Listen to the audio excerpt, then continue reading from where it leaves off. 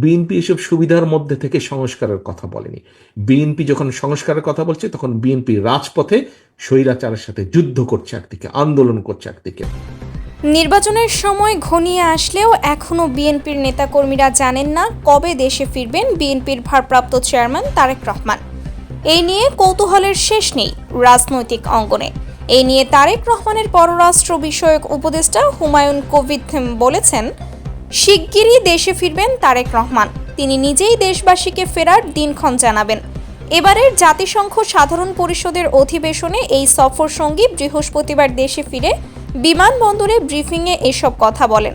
এ সময় হুমায়ুন কবির আরও বলেন, বিদেশের মাটিতে রাজনৈতিক দলের নেতাদের ওপর হামলা চালিয়ে আওয়ামী লীগ আবারও প্রমাণ করেছে তারা সন্ত্রাসী দল। নির্বাচনের প্রসঙ্গে তিনি বলেছেন, জাতীয় সংসদ নির্বাচন নিয়ে প্রধান উপদেষ্টা খুবই আন্তরিক।